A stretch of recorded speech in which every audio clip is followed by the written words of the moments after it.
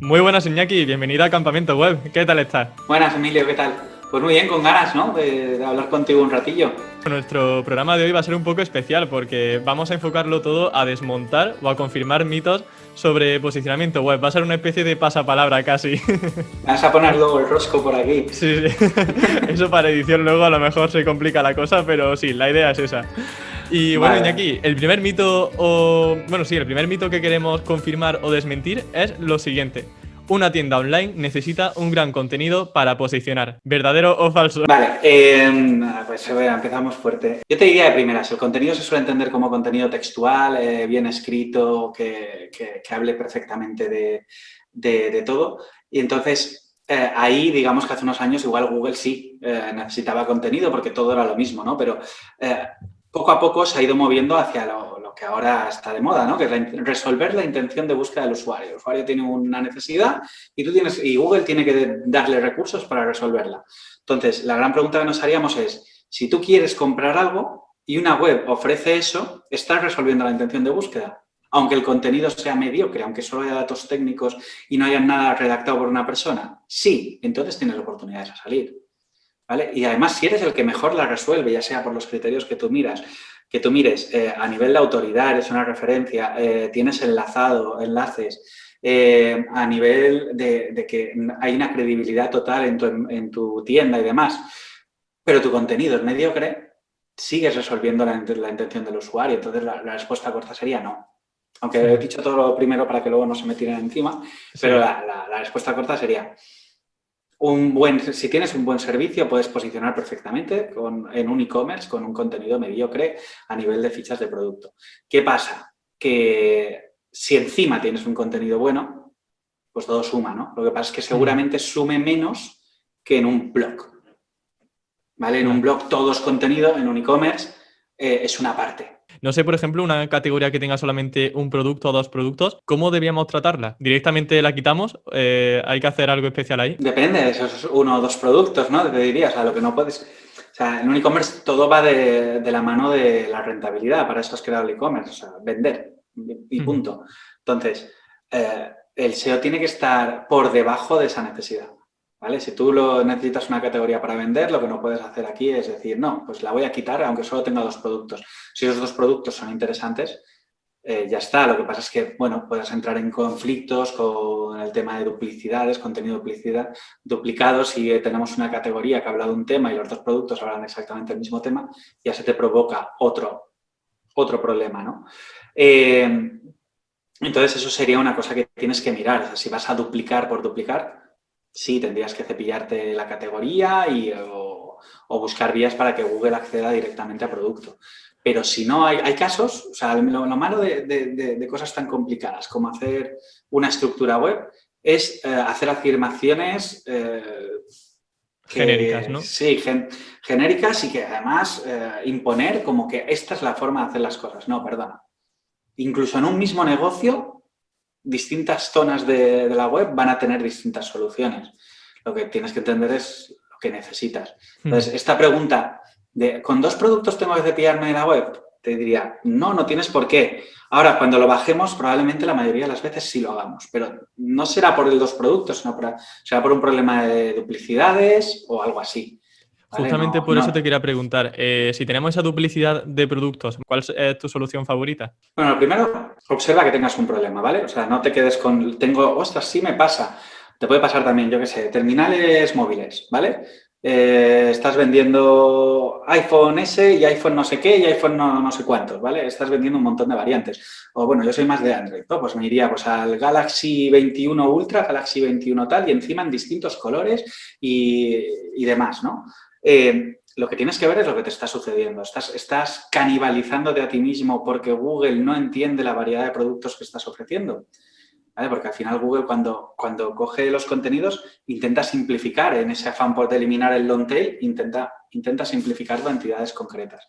Si tienes la mala suerte de que lo que tú ofreces está más detallado que de lo que Google entiende, te vas a encontrar canibalizándote a ti mismo. Te vas a encontrar que con tres productos, Google para las mismas keywords no para de no decidir a cuál de los tres ataca. O ves claramente la señal de le meto la misma presión a los tres productos, dos reciben tráfico y el otro no. Es una señal de que no está pillando algo. Cuando te encuentras eso, lo que tienes es que a Google no le vas a convencer de que cambie tú solito, de que cambie sus entidades, ¿no? Él sigue pensando que es un único producto, pues ahí te fastidias.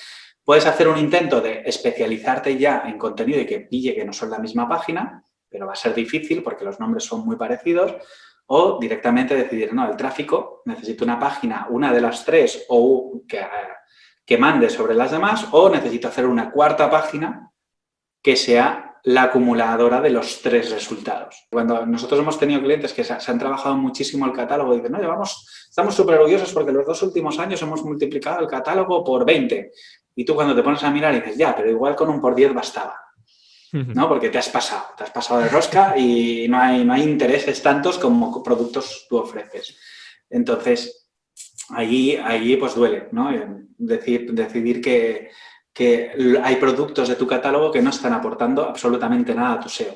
Pero una vez lo demuestras, que es importante demostrarlo, no ir a piñón a cepillarte productos, sino una vez demuestras que está sucediendo eso, las cosas como son, si no aporta, el SEO, en el SEO no pinta nada. Entonces se elimina. Esto me lleva a la siguiente pregunta, y es: ¿qué hacemos si una empresa tiene 5.000 productos, pero la mayoría no tienen descripciones o están copiadas de distribuidores, que suele ser también un problema bastante frecuente? A mí me daría más miedo lo segundo que lo primero, ya te lo digo, ¿eh? La duplicidad de contenido. Sí, el hecho de que todo el mundo tire de los mismos feeds y demás, que se quede claro a Google que es exactamente el mismo producto, que viene del mismo sitio y a veces impuesto por el mismo precio, ¿vale?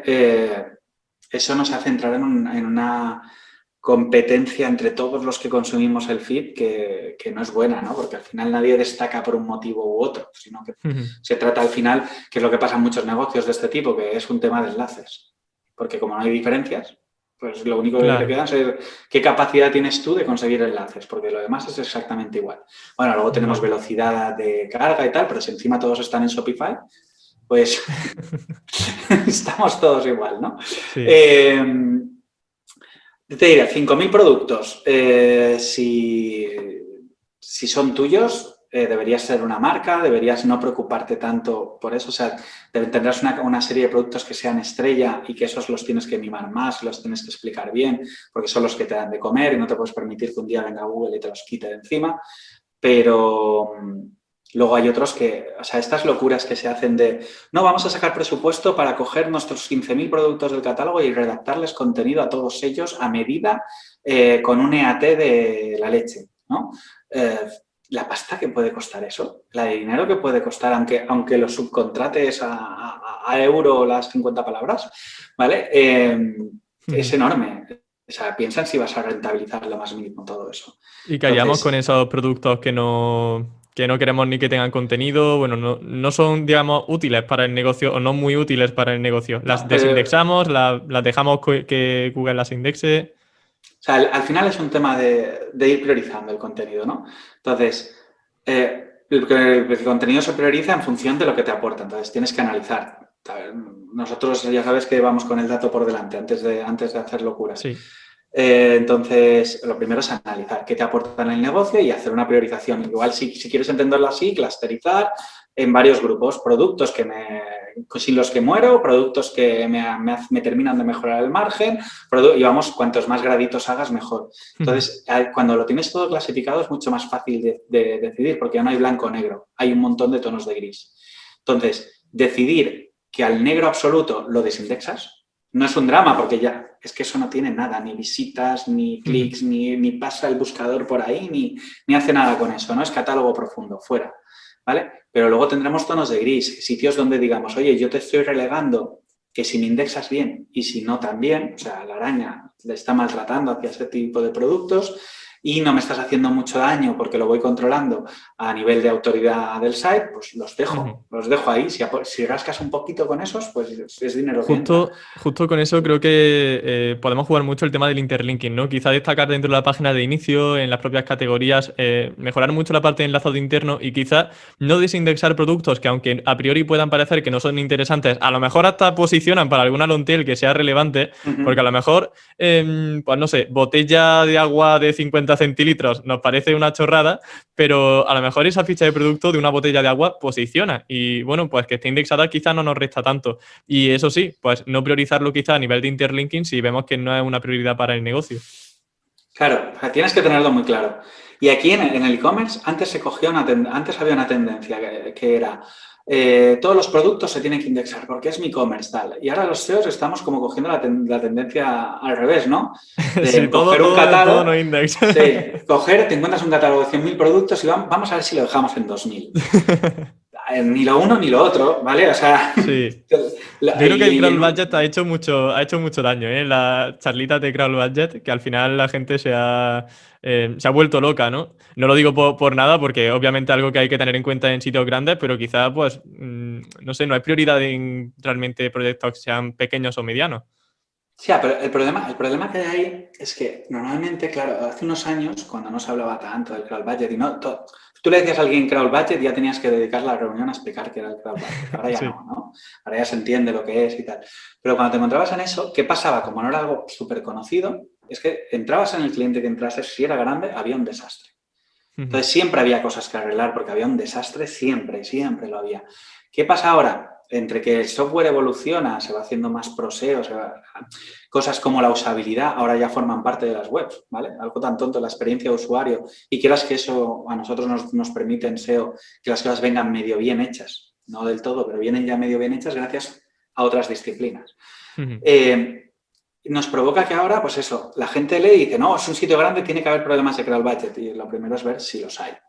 Es porque igual no lo hay.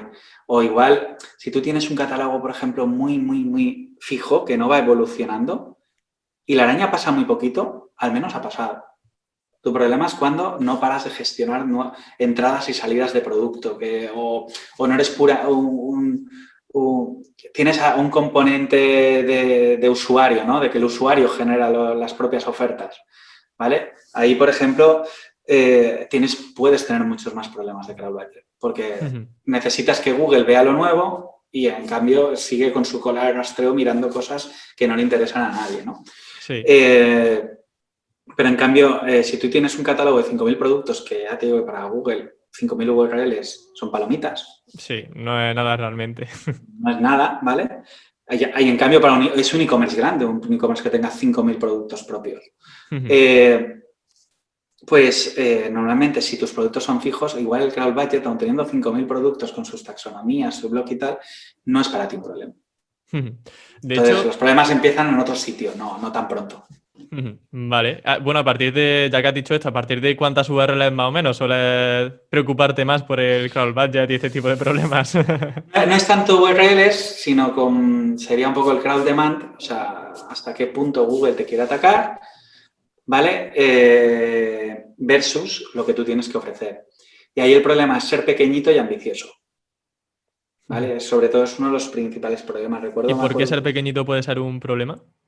Porque al final el crowd demand, o sea, lo que Google quiere visitarte, se justifica por el número de enlaces, ¿no?, que recibes. O sea, Claro, por la autoridad que tienes, ¿no? Por la autoridad. Y la autoridad es una cosa para posicionar, el número de enlaces es otra. Digamos que en este paso sí está muy relacionado con la autoridad, pero pesan más los enlaces en sí que la propia autoridad. Es un sitio donde, claro, la araña cada vez que ve un enlace se retroalimenta y te vuelve a visitar. Entonces, te genera eso, que cuantos más enlaces, más veces vaya viendo tu contenido, las arañitas más veces van a venir. Y eso te genera más crowd demand y eso termina provocando más lo que llaman crowd budget, ¿no? ¿Y qué supone esto? Pues que cuando tú eres pequeñito, en el sentido de no de web pequeña, sino de eres una marca pequeña, eres una pyme que acaba de nacer o se acaba de pasar al digital y cosas así, tu demanda de crawling, lo que Google quiere rastrearte va a ser muy bajita. Entonces, tú no te puedes flipar. Tú no puedes coger y decir... No, y recuerdo un cliente en particular que duramos muy poquito porque no estábamos nada de acuerdo, que era, vamos a hacer un nuevo site, la vamos a liar, esto va a ser la leche. Estamos naciendo. Y la primera propuesta era una estructura de cientos y cientos de... No, ¿qué cientos? Decenas de miles de fichas organizadas a nivel provincia, a nivel localidad, y querían salir con eso directamente. Esa era su primera puesta en escena. Del site no existe a esto. No me quiero ni imaginar su propuesta a largo plazo, ¿eh? Un No, Amazon claro. entero. Entonces, no estábamos de acuerdo en el sentido de no, es que tú tendrías que salir con una estructura súper acotada, o sea, con que te pille las provincias y tal, y le des una serie de fichas de producto para empezar a nacer, ya empezamos a hacer a la araña trabajar. Cuando veamos que llega a Crowd Level 2, le empezamos a sumar links por todos lados. No empieces con una home, una estrategia no la puedes empezar con una home de 250 enlaces. Acabas de nacer, o sea, aún suerte que venga la araña a tu home 2 veces al día, no le puedes ofrecer 250 enlaces, ¿vale? Entonces, ese es uno de los problemas gordos que hay en ese sentido. Pero es fácil, explicándole a alguien, tú eres así de pequeñito, no puedes pedirle a Google que trabaje para ti esto, tendrás que estar adecuado a lo que Google quiere de ti, basta, ¿vale? El otro problema, te digo, es cuando, a pesar de ser grande, hay que hacer entender que Google no te regala no está todo el día preocupándose por ti. Esto deriva en la siguiente pregunta porque quiero andar un poquito más y es si el Crawl Budget existe. Uno de esos mitos que también comentabas en uno de tus vídeos. La gente estará diciendo, ¿cómo que el Crawl Budget no existe? Antes justo me has preguntado y te está hablando de cómo trabajar el Crawl Budget. O sea, sí. Lo que pasa es que hay que tener claro que cuando ya llegas a cierto nivel, o esto es como todo, o sea, tú con saber la base de las cosas y saber más o menos cómo funcionan, puedes trabajar, ¿no? Pero cuando te encuentras un expediente X o cuando tienes una situación difícil en la que tienes que seguir subiendo a pesar de que ya están las cosas bien, es cuando saber un poquito más cómo son las cosas por detrás te puede ayudar a terminar de hacer esa acción que cambie las cosas, ¿no? Entonces, básicamente lo que yo vengo a decir es que el Crawl Budget no es algo que no va ligado a tu dominio, va ligado a cada URL, va ligado al enlazado que se encuentran las arañas a la hora de rastrear. Y, por lo tanto, el hecho de que tú simplemente recortes de primeras no hace nada. ¿Vale? Entonces, la mayor parte de las cosas que nosotros hacemos de Crawl Budget, de, bueno, robots por aquí y voy a limpiar las cosas. Sí, evita que la araña venga, pero no es que la araña tenga una lista de tu dominio y diga, ay, como me salto estas 3, voy a por la 4 y por fin voy a por tu negocio. No va así, no es tan simple. Entonces, lo que tenemos que hacer es una estrategia mucho más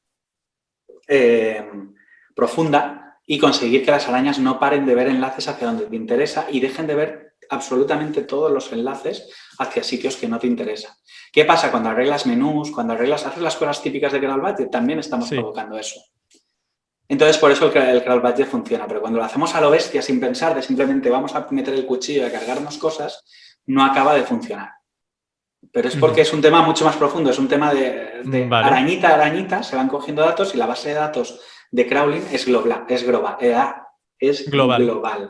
¿Vale? El único punto en el cual se comporta igual que como todos pensamos a nivel dominio es cuando llegas a ese límite, que la mayoría de negocios no llegan, que hay un límite que Google te impone por tu rendimiento, ¿no?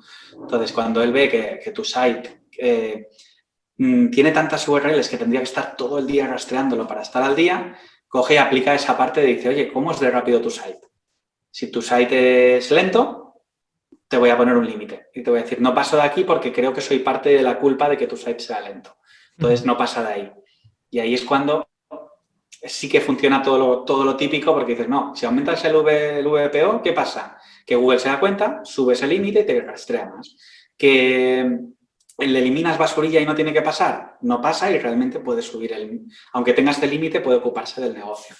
Y eso, algunos sites sí que tienen ese problema, entonces eso les afecta mucho. Pero otros sites que van como un tiro, de estos que responden en 2 milisegundos y demás, y Google tú lo notas fácilmente, publicas una nueva URL y afectas al crawl demand, la afectas brutalmente. Entonces, en esos sites la cosa no va tanto de hacer eso, de mejorar el VPO hasta niveles esos sospechados y tal, sino pensar en que las arañas no paren de leer links de negocio. Vale, muy interesante. Intenta resumir, sin slides y tal, me cuesta un poco, pero bueno. Sí, no, pero ha estado bastante el discurso iría por ahí, por eso la forma fácil de decir esto es cuidadito que el Crawl Budget no existe, pero en realidad sí existe. Vale, solo que eso tiene más complejidad, ¿no?, de lo que podríamos imaginar en un principio. Otro de los mitos que comentabas, y este personalmente me llamó mucho la atención, es que Google solo indexa con un bot mobile. Bueno, esto esto es parte de los experimentos que hemos ido haciendo. Te das cuenta de eso, de que hay visitas de Google que vienen ya a conseguir contenido nuevo y visitas que son un poco de exploración, de que viene Googlebot solo a ver si todo está correcto. Si ya te tiene indexado, viene a ver que no hayas cambiado la web. Y si no te tenía indexado, viene a ver que el camino está abierto, que eso da 200, que hay HTML, pero no indexa. Pero es más, cuando llegas luego al Mobile First Index, que es que cuando Google te activa oye, que me voy a empezar a tomar en serio antes tu versión móvil que tu versión desktop, que es esa gran amenaza que cierne sobre todos los negocios de Internet, que en realidad de amenaza tiene poco porque la mayoría de negocios ya están en Mobile First Index. Solo hay que mirar en Google Search Console, lo ves ahí, si estás en Mobile First Index o no. Cuando estás ahí, te llevas otra gran sorpresa, y es que por mucho que pase cualquiera de los bots, el exploradorcito o el de desktop, no indexa. Y hasta que no llega la visita del robot mobile, no empiezas a aparecer en el buscador. Y esto lo hemos comprobado hasta el punto de obligarle a pasar 100.000 veces, pero haciéndole trampas al buscador, al servidor, y no dejándole, o sea, bloqueándole el acceso al robot mobile. Y los demás que sigan rastreando. Y no indexa. Ahora, si lo abres, lo haces al revés y se pone a indexarlo todo. A mí me resultó bastante impactante. Dije, la verdad que el Mobile First Indexing obviamente pues tiene ahí parte de culpa, esa importancia que le está dando Google a esa versión móvil, pero no sabía que realmente el bot de escritorio que no indexaba el contenido.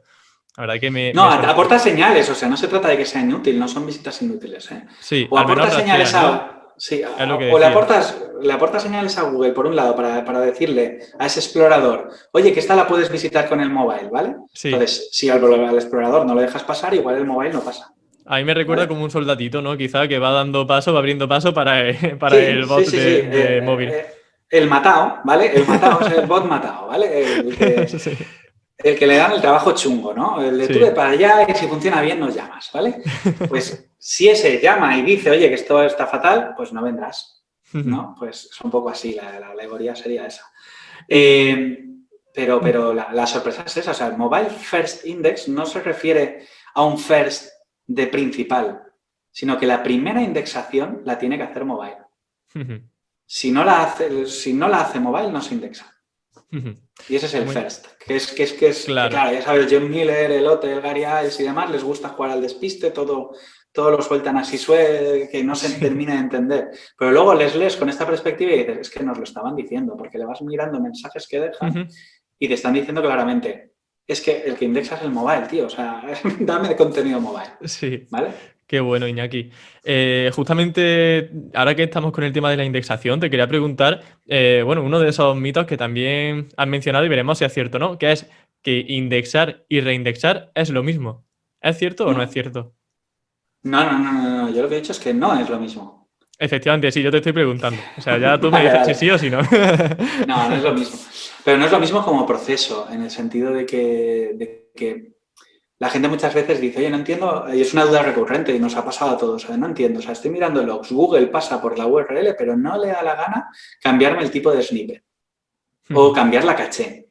Y eso es lo que sucede y es provocado por este mismo efecto. Las visititas explorador no actualizan el dato, ¿vale? Y eso es una cosa que sucede, entonces vas a tener visitas en tus URLs que no reindexan, ¿vale? Entonces, igual que hay visitas que no indexan, hay visitas que no reindexan, hasta ahí está igual. Pero es que luego incluso te encuentras que viene el robot mobile o el de escritorio, se encuentran la locura que acabas de liar porque acabas de cambiar todo el site y no reindexan. Te visitan y deciden no reindexar. ¿Y esto por qué sucede? Al final lo que vas viendo es que cuando nosotros hemos hecho un poco el cálculo, lo que pasa es que es muy difícil de hacer bien, pero lo que tenemos muy claro es que guarda una relación directa el cuántas veces te vio con el mismo resultado con el cuántas veces necesita ver el nuevo para creérselo. Lo que sí que vas viendo es que si tú coges, por ejemplo, y Google has tenido la mala suerte que te ha pillado un contenido, enseguida te has dado cuenta de que te lo ha pillado y lo cambias y le obligas a pasar de nuevo por ahí, es muy rápida la actualización. Lo que le cuesta es coger contenidos que lleva un tiempo teniendo indexados con el mismo contenido. Eso es lo que le cuesta bastante pillar el nuevo contenido. Y no es porque no lo recoja, porque lo está recogiendo. es porque no le da la gana creérselo. Y creo que es más un tema de control de errores. De decir, oye, solo porque una vez me digas que has cambiado, bueno, mira, podemos hacer el símil de ese amigo cabroncete que te dice que ha cambiado.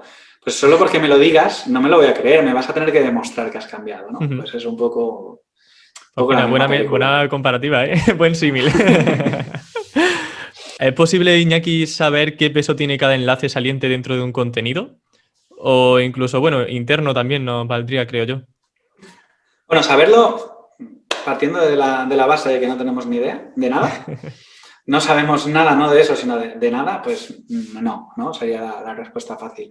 Pero el por qué, básicamente porque ya incluso olvidando el hecho de que no sabemos la autoridad que transmitimos, porque por mucho que apliquemos el PageRank y hay cálculos de matrices y demás y tal, eso no es lo que está viendo Google, ¿vale? Eso es lo que tú has hecho con tu Screaming Frog, que no tiene nada que ver con lo que está viendo Google.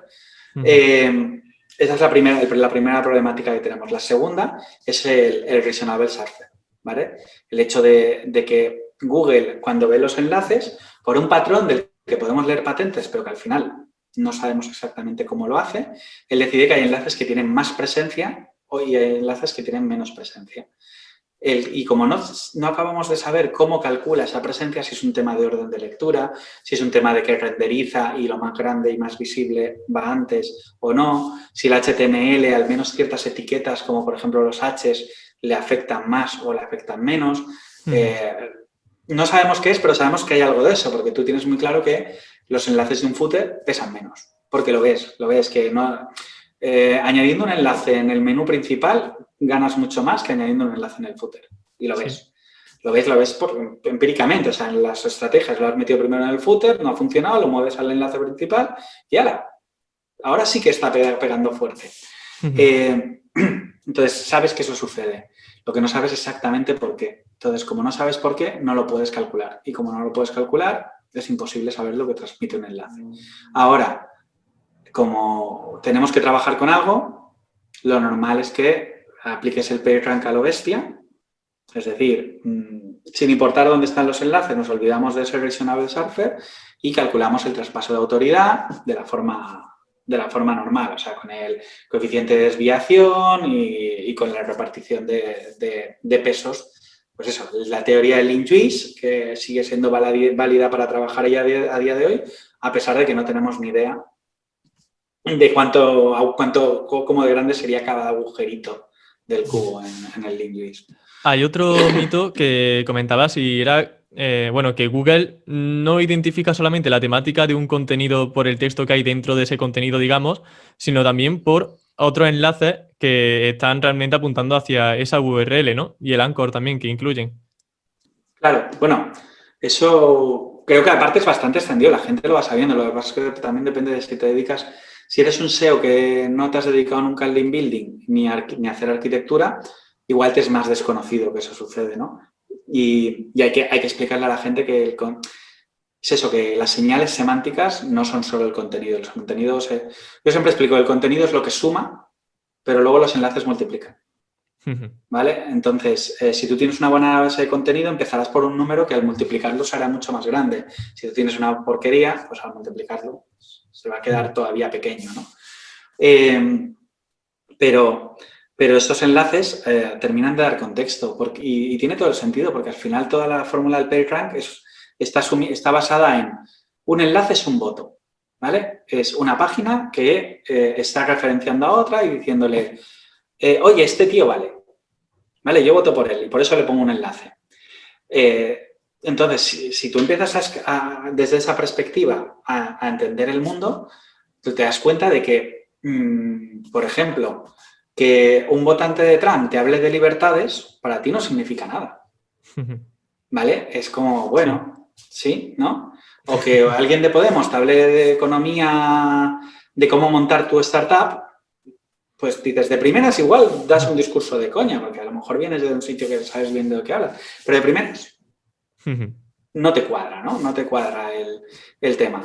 Entonces, con la web el tema es lo mismo, o sea, el hecho de que alguien hable de ti ya está diciendo algo de ti. ¿vale? Que a mí me recomiende trabajar conmigo más los SEOs técnicos que los SEOs de contenido, están dejando bien claro cuál es nuestro estilo de trabajo. Y te queda muy claro. ¿Y qué pasa? Que la gente que quiere trabajo de contenidos no me va a llamar.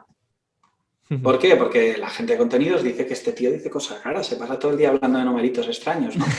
Sí. Entonces, pues es lo mismo, o sea, lo mismo pasa con las temáticas. Tú eres lo que tú dices que eres, pero también lo que los demás dicen que eres. Entonces, las semánticas, la forma fácil de verlas, las semánticas se contagian. Vamos con el último mito. Me gustaría también luego incidir en 2 preguntas de SEO un poco más genérico, así que vamos con el último mito y luego vamos al SEO genérico.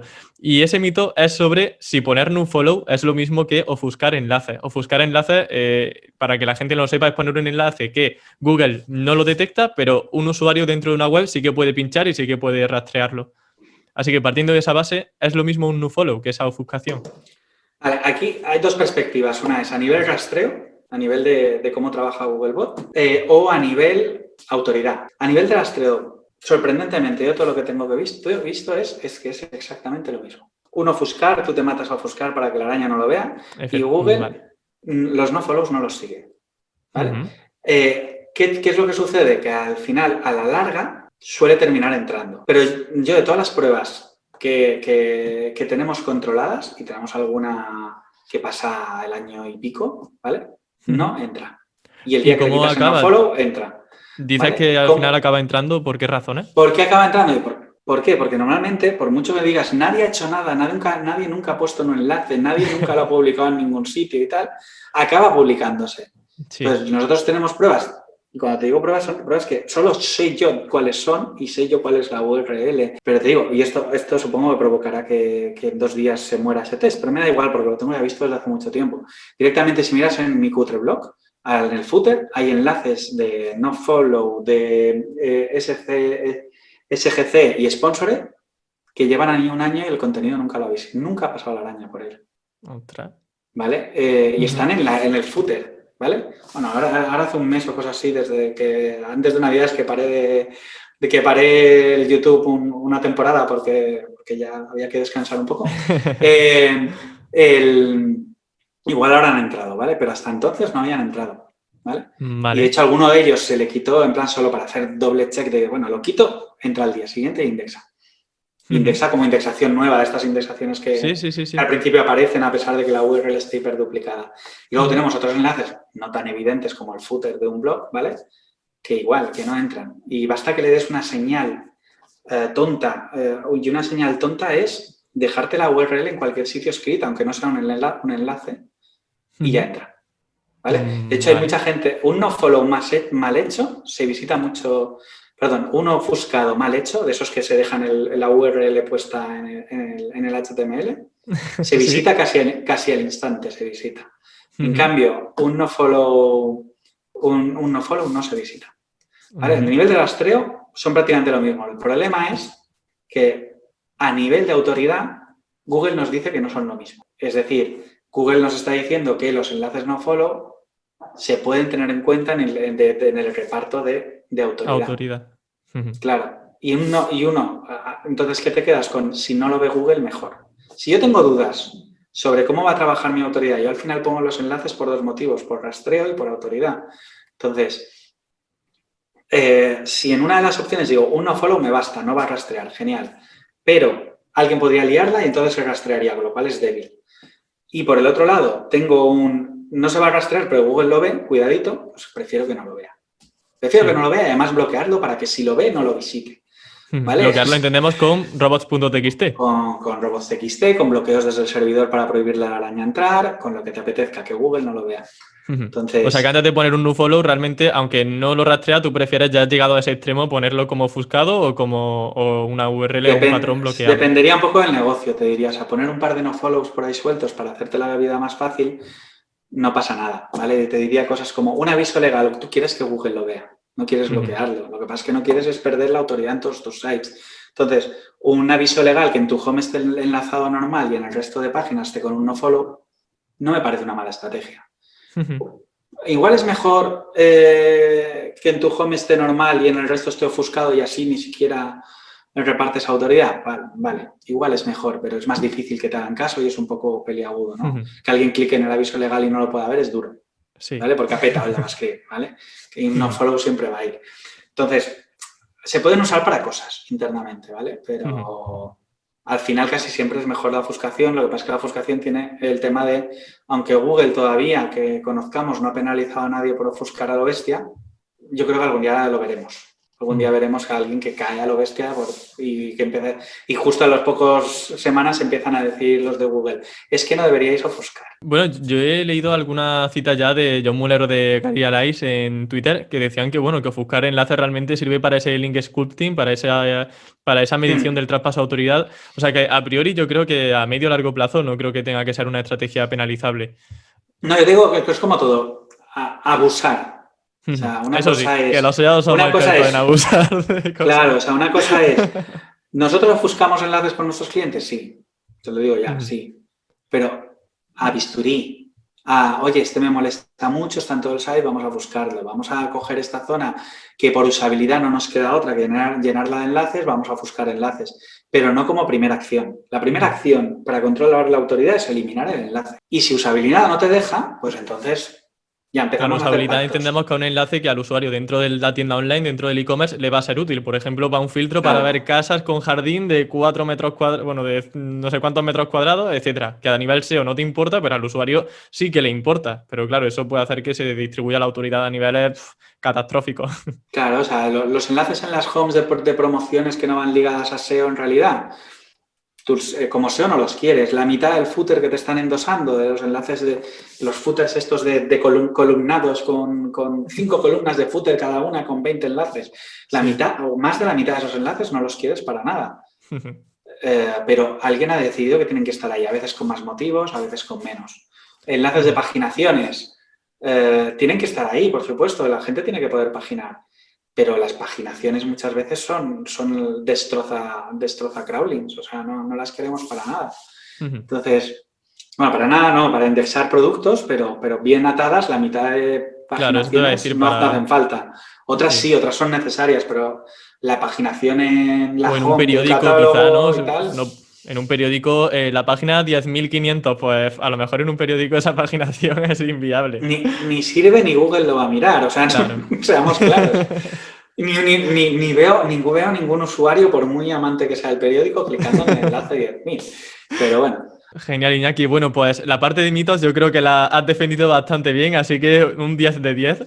Y vamos a dejar los mitos para ir, como comentaba, terminando con 2 preguntas de SEO general que me han resultado bastante interesantes. La primera va a ser sobre Keyword Research y cómo realizar una buena estrategia de contenidos, que al final es algo que todo el mundo tiene que tener en consideración. Y en segundo lugar vamos a hablar un poco de Analytics 4, que yo suelto ya una sonrisilla porque tiene tela marinera. Pero bueno, vamos a empezar con el tema del contenido. Iñaki, ¿cómo es vuestro modelo de trabajo para elaborar un contenido que satisfaga la intención del usuario? Porque me consta que a veces hacéis incluso estudios que se llegan a alargar un mes, ¿no? Según he visto en alguna charla que has dado. Sí, bueno, al final un Keyword Research, ¿qué es? Es pura estrategia. Es decir, o sea, voy a hacer las cosas bien para sacar el máximo rendimiento a mis páginas. Sí. Entonces, hay sitios donde es rentable hacerlo muy bien, o momentos, o sea, áreas de trabajo donde es muy rentable hacerlo muy bien, y áreas donde, y momentos en los cuales un Keyword Research, entre la keyword que tú vas a poner y la que pondrías si hicieses así, no hay absolutamente ninguna diferencia. Entonces, hay que aprender a diferenciar cuándo merece la pena dedicar recursos de verdad y cuándo cuando hay que responder ¿y para qué me pides un Keyword Research? ¿Por qué no le pones esta?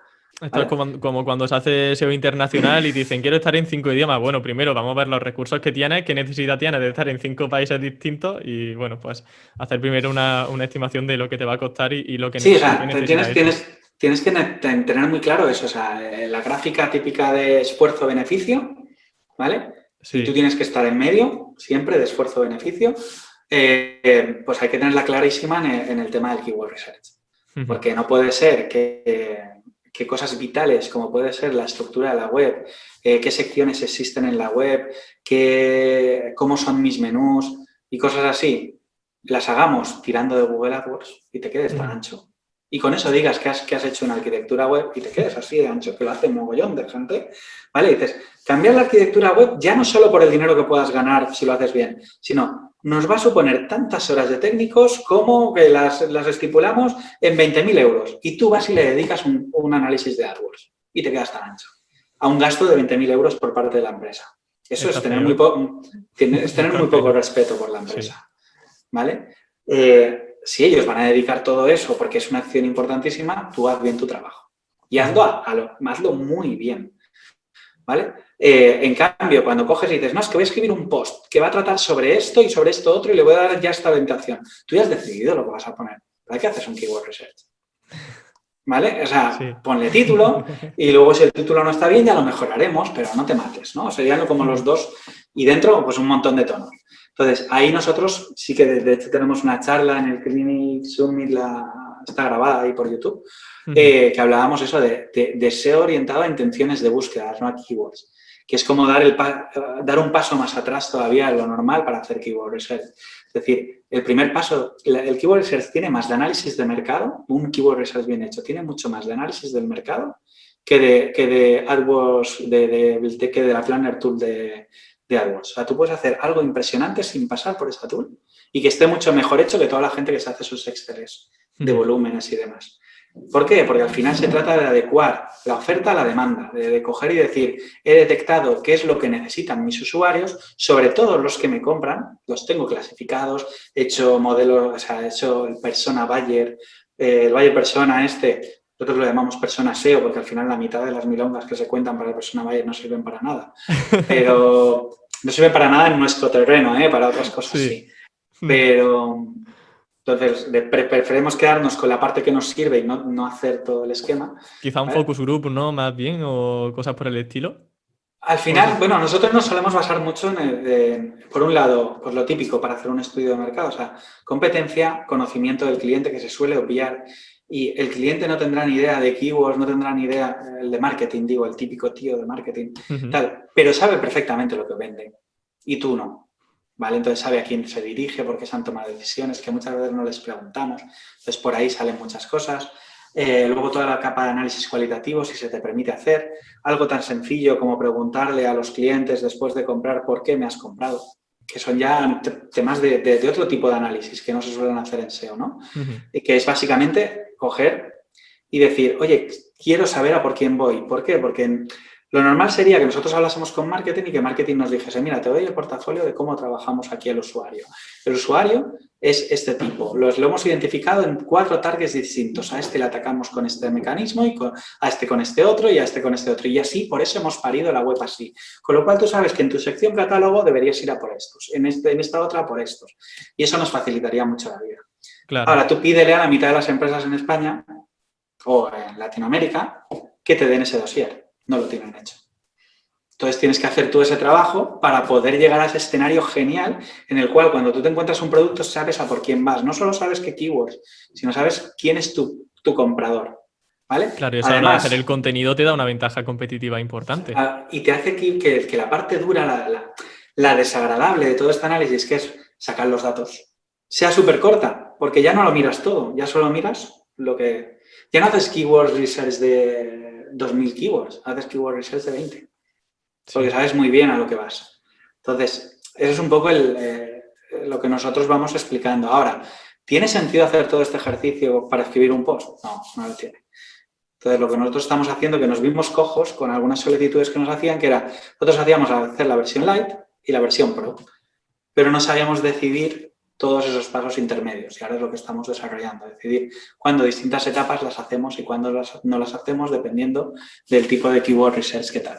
Pero todo esto, todo lo que es hacer metodología, lo dices hoy y dentro de 6 meses habrás acabado de Sí. hacer la metodología. Pero ya ahí estamos. Cuando la tenga igual ya sí que es algo... Charlita, sobre cómo se hacen keywords. Estaremos atentos al canal de YouTube, que imagino que lo subirás a Ikagüe, ¿no? Al canal de YouTube de Ikagüe. Sí, ahora estamos por ahí, es entre pandemia y bueno, que ya estamos lanzados. La idea es aportar por ahí Ya un no puedes poquillo. parar, Iñaki, ya a tope con los contenidos, ¿eh? Ya no Bueno, piensas no parar. sé, tampoco sin pasarse, o sea, yo ahí te cuento, o sea, yo desde que empecé, soy de los viejunos, Siempre me planteé una cosa en redes, en blog y demás, y era no hacer refritos, no explicar cosas que ya estaban explicando los demás. Entonces, a YouTube, aparte de por pura vergüenza de lanzarte, o sea, las cosas como son, mi problema siempre fue ¿y cómo me meto aquí si los básicos ya hay un montón de gente explicándolos, luego hay gente explicando cómo se hace tal, cómo se hace lo otro, más con un desparpajo? Yo soy una persona mucho más sosa Anda ya, hombre. No, o sea, explicando, leches, o sea, yo te veo a ti ahí todo suelto y tal, no, las cosas como son. Pero cada uno tiene su personalidad, pero eso no quita que... Pero bueno, había que encontrar el qué, ¿no? Entonces, estamos también un poco buscando el qué. Nosotros hemos empezado intentando explicar SEO técnico, no SEO de cualquier tipo, sino SEO técnico, y explicando muy bien por qué suceden las cosas, y no, porque lo que veíamos en YouTube era mucha falta de eso, ¿no? De gente explicando por detrás cómo se están haciendo las cosas. Y bueno, ahora empezaremos eso, que si Google Analytics 4, que si Dashboards, que si Google Sheets, Google Tag Manager, son cosas que se nos dan bien, que no hay tanta gente explicándolas, y la gente las explica pues muchas veces quitando 1 o 2 layers, las explican de aquella manera, ¿no? Muy por encima, sin entender bien qué es lo que hay detrás. Yo creo que toda la comunidad SEO va a agradecer bastante los contenidos que vengan por delante en el canal de Icawe, sobre todo por eso, apuntando un poco más a un lado más técnico, que además, como bien dices, tú experimentas todo lo que cuentas y eso se agradece mucho en un mundo donde hay tantos refritos y tanta gente copiando y replicando lo que dice otras personas. Y bueno, has comentado que uno de esos vídeos va a ser sobre Analytics 4. ¿Qué tal Google Analytics 4? Pues bueno, es como las fases estas de la pérdida, ¿no? De lo que estamos viviendo, ¿no? Primero negación, luego... Tenemos que pasar por todas las etapas, ¿eh? Claro, o sea, yo me he pasado mucho tiempo diciendo, pero no, Google no va a tener narices de meter Firebase encima de Analytics. No, pues te la mete y luego dices, esto es lo peor que te podían hacer nunca, ¿no? Y ahora estamos por fin sacando la cabeza e intentando encontrar las grandes bondades de Google Analytics 4. Entonces, lo que estamos haciendo prácticamente es planeando pues, unos cursos desde cero también que colgaremos en YouTube desde cero. Y además con una orientación a no explicaremos qué cambia, sino directamente qué es. O sea, partamos de cero, no tienes idea de analítica y te vamos a explicar directamente Analytics 4, que es el futuro y es lo que hay.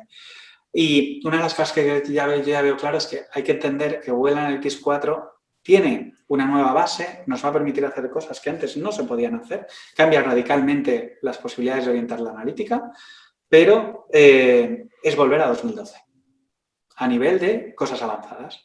Es volver a cuando nos sacaron Universal Analytics y e-commerce mejorado estaba ahí al cabo de poco tiempo, pero estaba de aquella manera, y a nivel de un montón de funcionalidades a las que ahora, a nivel, o sea, igual el usuario común, igual un SEO, no utiliza mucho, entonces no lo nota tanto. El drama que están explicando muchos analistas de esto es un desastre, tal, he perdido tal y lo otro, la mayoría de los SEOs no lo van a ver, porque son funcionalidades que no usaban. Pero cuando te acostumbras a utilizar agrupaciones de contenido, agrupaciones de canales a directamente tener canales SEO según origen de la visita y cosas así, y lo pierdes, pues te destroza la vida, ¿no? Porque dices, ¿y ahora qué? Tengo que volver a aprender a hacerlo con la nueva herramienta, ¿no? Aquí el problema que hay es que Google nos la está metiendo para pásate ya, hazlo ya, tienes que aprender ya, cuando no la ha terminado.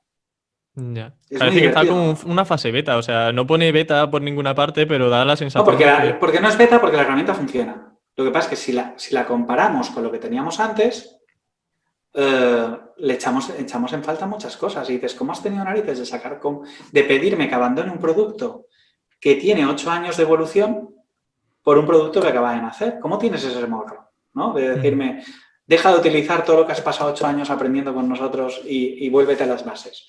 Pues, ¿por qué quieren hacer eso? Porque las bases son mejores. Indudablemente. O sea, puedes medir lo que te dé la gana con Google. Sí, de hecho, cuando instalas ya Analytics 4 te pone para el tema del scroll, por ejemplo, que tú eso cuando instalas Analytics no tienes esa monitorización de eventos. Es que Analytics 4 directamente su código base es un Google Tag Manager. Claro, ya puedes medir muchas cosas más. Lo tienes todo mucho más unificado. Sí. Y a nivel app, que una de las grandes ventajas es que mide web y app a la vez, otra de las cosas que tienes es que directamente está conectado a Google Tag Manager. Entonces tú haces una implementación sin pensar en él y en cualquier momento empiezas a usar Tag Manager y empiezas a modificar cosas. Está ya pensado en esta realidad, ¿no?, que vivimos. de que hacer analítica avanzada sin taguear es imposible. Entonces, cosas que antes hacíamos por configuración, como ya existe el Analytics 4, el Tag Manager, pensad que cuando salió el Analytics anterior no existía Tag Manager, entonces muchas cosas las tenía que hacer Analytics al procesar, pero este otro sabe que existe. Entonces lo que hace es pedirte, oye, si quieres un objetivo, no me configures el objetivo. O sea, no me pidas que defina el objetivo configurado, no. Desde la implementación, méteme el dato ya del objetivo. Entonces es un cambio, claro. Lo que dicen ahora. Nos ahorramos muchos códigos también, ¿no? Muchos códigos también a la hora de implementar en el sitio. Claro, entonces es un cambio, ya está, asumidlo. Nosotros intentamos ir deprisa porque al final cuanto antes lo asumas, antes volverás a ser feliz. Cuando antes vivas ese drama. Ya llegará, negación y... Es que no me salen ahora, me las podría haber preparado. Negación, bueno, la última es aceptación, o sea que al final... Pues nosotros ya lo hemos aceptado todo, ya hemos llorado todo lo que teníamos que llorar y estamos viéndole las bondades, ¿no?